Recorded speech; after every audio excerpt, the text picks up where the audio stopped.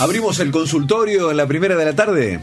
Grupo Gama, 40 años al servicio de la seguridad del paciente. Somos un equipo humano y profesional de la más alta calificación. Con infraestructura y tecnología de vanguardia. Calidad Gama, siempre. Grupo Gama, 40 años de calidad por encima de todo. www.grupogama.com. Cuidar el corazón, entonces, es el desafío de esta tarde, ¿eh? Qué buena, Doctor qué buena Claudio frase. Cialini, buenas tardes, ¿cómo va? ¿Qué tal? Buenas tardes, ¿cómo están? Gracias por venir nuevamente, ¿eh? Oh, gracias a ustedes por la invitación. Bueno, Doc, vos sabés que me está pasando ya de hace un tiempo, que hablo con un amigo y me dice, che, vos sabés que me tuvieron que colocar un stent.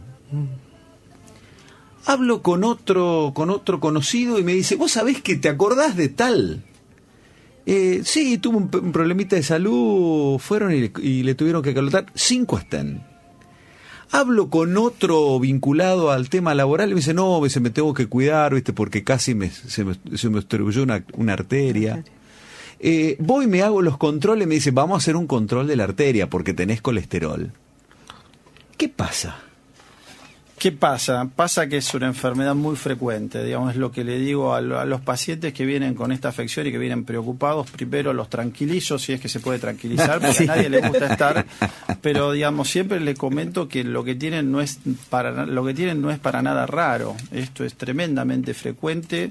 Siempre les recuerdo que es la primera causa de muerte en el mundo y en nuestro medio. Digamos, la mayoría de la gente se muere por alguna afección cardiovascular, ya sea cardíaca, vascular o neurovascular. Las arterias irrigan todo, cuando se tapan las arterias dan problemas donde el órgano que irrigan. Y obviamente que lo primero es la prevención. Lo primero es lo que ya todos conocemos, que es sobre todo tratar de detectar cuál es el riesgo individual, saber que los fumadores, los que tienen colesterol alto, los que tienen hipertensión, los diabéticos, los obesos, los sedentarios, los que ya han pasado los 40 para el hombre o los 50 para la mujer, ya entran a representar esta población de riesgo donde estos problemas son más frecuentes. Esos obligatoriamente se tienen que controlar y empezar a hacer prevención, que es lo más efectivo. Lo más efectivo es prevenir, y si la enfermedad se puede detectar antes que se complique, es lo mejor y donde se consiguen los mejores resultados.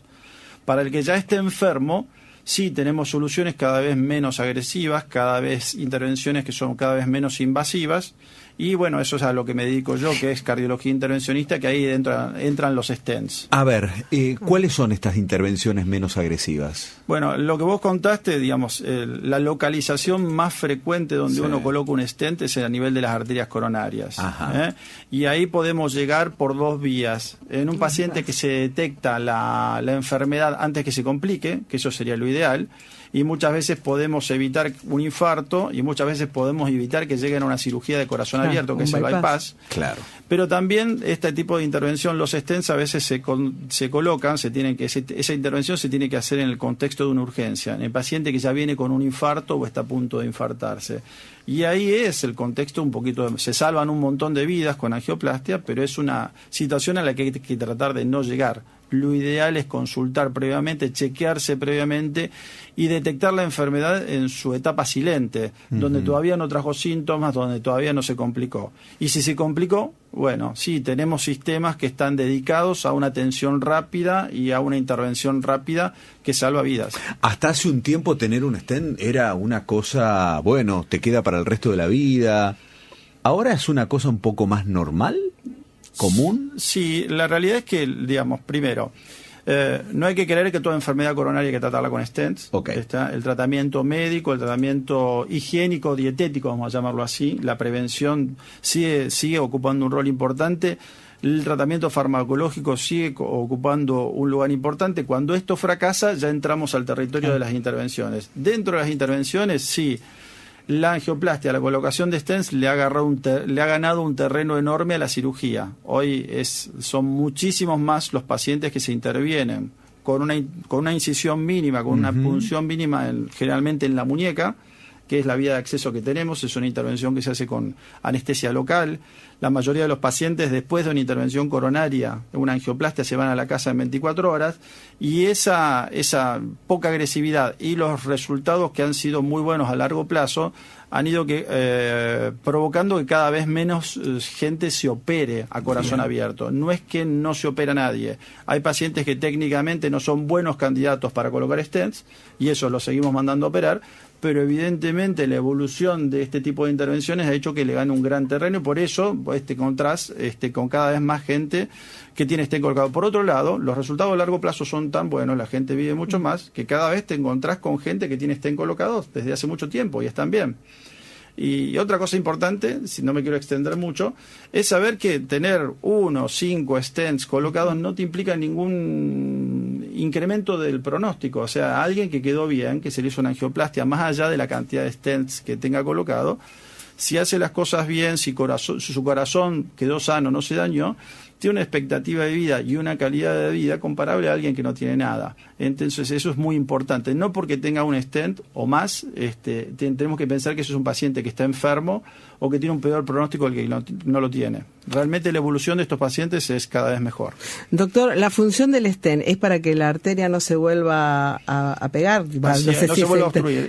Claro. ¿Medicación no tiene tiene medicación también? Sí, hay dos tipos. Digamos, antes cuando empezó a hacerse la técnica de angioplastia, cuando ya hace más de 40 años se empezó a hacer, solamente se hacía una dilatación endovascular. Eso tenía hasta un 40% de reobstrucción, eso se llama reestenosis. El stent, después apareció el stent, que lo diseñó un argentino, el doctor Julio Palmás. Eso siempre hay que recalcarlo, que ese es realmente otro mérito de un gran argentino, que es el doctor Palmás. Eso tenía una función mecánica, evitaba que la arteria se retrajera, entonces pasamos de un 40 a un 20% de reobstrucción y después se empezaron a usar los stents también, aparte de su función mecánica, como vehículo para tratar localmente la arteria, para que libere un medicamento localmente. Y con eso estamos teniendo tasas de reintervención actualmente que están cercanas al 1%. Realmente ha mejorado muchísimo. Por eso la técnica se ha popularizado cada vez más, se hace cada vez en casos más complejos, en situaciones cada vez más complejas y los resultados a largo plazo están acompañando. Tengo muchas preguntas de docentes. Sí. ¿Nos espera unos minutos? ¿Cómo no? El doctor Claudio Segalini está en la primera de la tarde. El cuidado de nuestras arterias, el cuidado del corazón, una mejor calidad de vida. La propuesta que tenemos hoy en la primera de la tarde.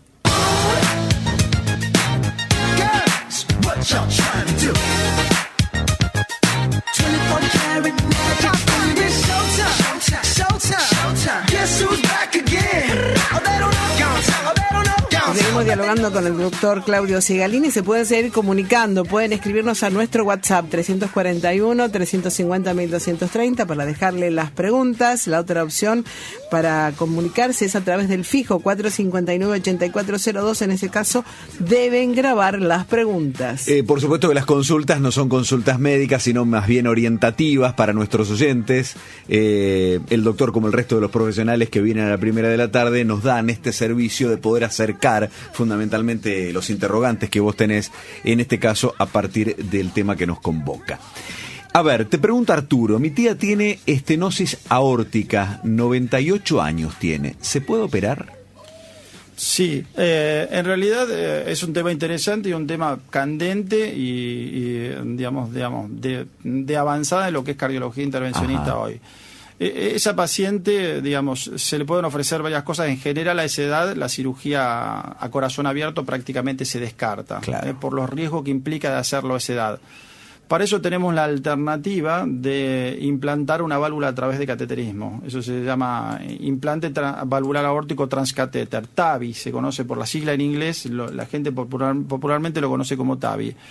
Pero para eso, que es un procedimiento que también es complejo, es muy costoso, se sigue un criterio de selección muy, muy riguroso. La decisión de eso, en general, nosotros, por ejemplo, tenemos un heart team, un equipo de corazón, en el cual intervienen cirujanos, cardiólogos intervencionistas, imagenólogos, el anestesista, el médico de cabecera del paciente, y muchas veces invitamos al médico auditor del financiador, de la obra social, claro, digamos. Entonces se toma una decisión en conjunto donde tenemos que ver si técnicamente se puede implantar una válvula, y desde el punto de vista biológico también tenemos que, lamentablemente, valorar la viabilidad del paciente. A veces a los 98 años, por más que uno le cambie la válvula, no le vamos a cambiar el pronóstico ni la longevidad al paciente, y a veces uno tiene que hacer una dilatación valvular solamente, que es una opción, que se llama valvuloplastia, y no implantar una válvula, o bien no hacerle nada. Digamos, todo eso se discute, y si uno realmente encuentra que un paciente que tiene una expectativa, hay gente que tiene más de 90 años que está muy bien. Sí, entonces uno puede calcular más o menos qué longevidad va a tener. Si tiene una longevidad estimada mayor de 2 años, se lo considera candidato y después se estudia técnicamente si se puede implantar una válvula. Paciente de 43 años, tiene una válvula bicúspide. ¿Me puede ocasionar problemas siendo hipertenso? Hay que controlarlo, digamos, porque tiene alguna implicancia, porque el paciente que tiene una válvula bicúspide muchas veces tiene enfermedad acompañada de la aorta. Entonces es un paciente que no todos, es importante que recalcar que no todos, que no este paciente forzosamente lo va a hacer, pero hay una tendencia, hay una incidencia mayor de dilatación de la aorta, que es la arteria principal del organismo, que sale directamente del corazón, a dilatarse en su raíz cuando sale del corazón, más en el que tiene una enfermedad bicúspide que el que no la tiene. Entonces, hay que controlar la presión, hay que ser bastante estricto en el control de la presión, y la enfermedad bicúspide y la aorta del enfermo bicúspide tienen que ser seguidas con imágenes, que puede ser solamente un ecocardiograma, un ecodoppler cardíaco. Un buen operador esto lo puede seguir, pero es importante que tenga la presión controlada, no tanto por la válvula, sino por la dilatación de la aorta ascendente que a veces acompaña. Una oyente dice tener colesterol alto y triglicéridos altos. ¿Qué le recomienda hacer a la paciente? Primero, hay que ver la edad que tiene, qué otros factores de riesgo tiene, pero fundamentalmente creo que puede ver a un clínico, un cardiólogo, puede ver a un endocrinólogo, eso hay que verlo. No necesariamente eso se corrige con pastillas. Primero, en general, si no tiene demasiado, si no está enferma de sus arterias ya, si no es diabética o no tiene una carga de otros factores de riesgo muy importante, generalmente se los pone en un plan de dieta, de ejercicios, tratando de reducir los niveles de triglicérido y de colesterol durante unos 3 meses, y después, cuando eso fracasa, en general, ahí se usa la medicación. Hay gente que está especializada en eso, pero la primera consulta la puede hacer con un clínico o con un cardiólogo.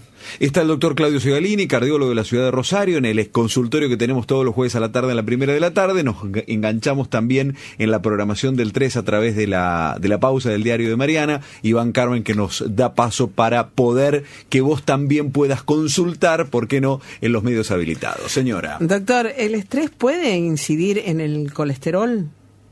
Sí, el estrés está citado en la mayoría de los libros de cardiología y publicaciones como un factor de riesgo para que incrementa la incidencia de eventos cardiovasculares.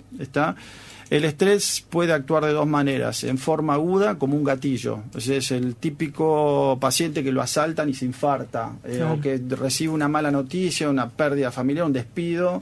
Entonces, en ese caso, el estrés actúa como un gatillo, como la última gotita que desencadena el evento.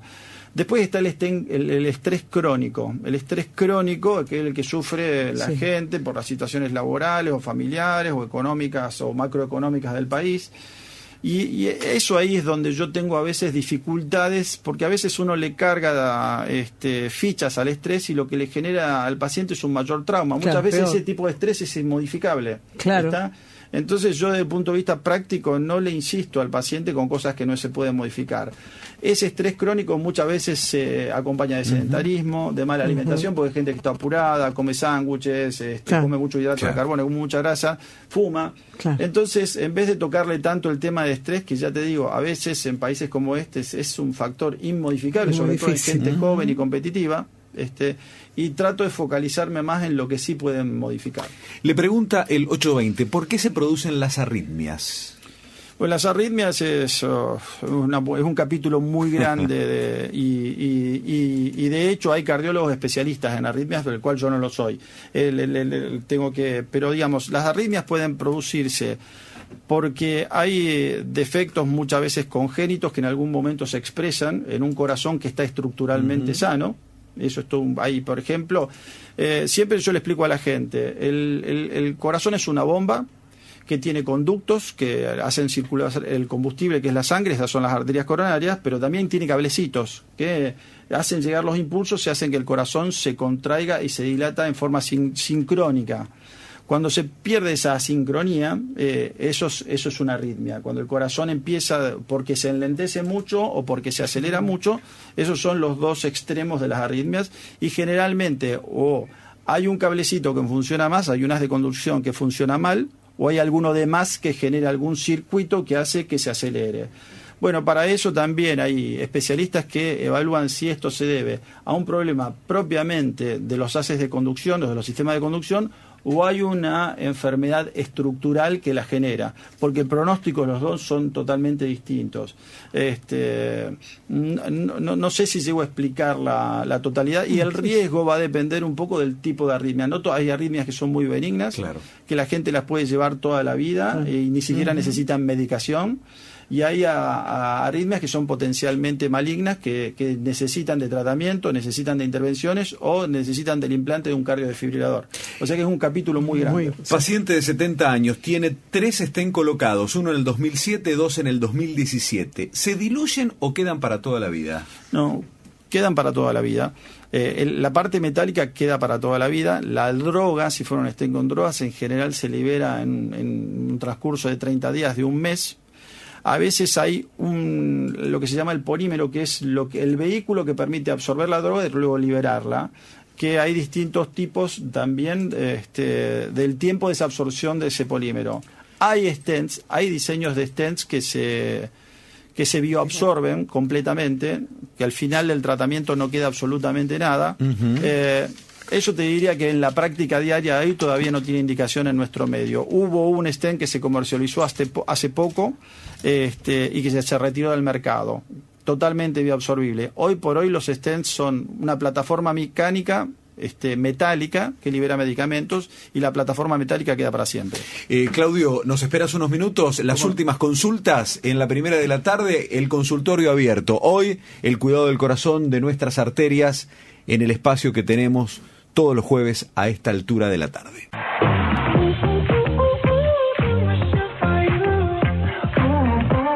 Consultorio médico en la primera de la tarde, el doctor Claudio Cigalini está en el programa para responder consultas de oyentes. Tengo una por WhatsApp, Omar.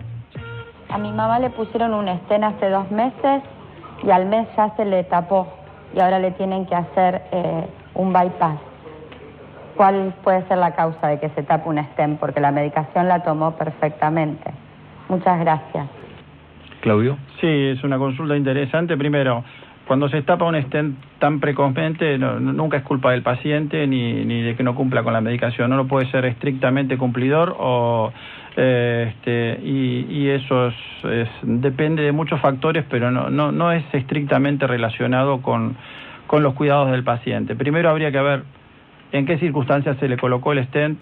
Si a veces hay pacientes en los cuales entran por una urgencia, entonces se les hace un procedimiento de urgencia, se les salva la vida, se le coloca el stent solamente a la arteria que está enferma, quedan otras arterias enfermas y a veces porque es raro que por un solo stent el paciente se tenga que operar. Creo que si va a una cirugía abierta, yo creo que esta paciente probablemente tenga más lesiones y por esas lesiones, más que se le tapó el stent nuevamente, tenga que ir a cirugía.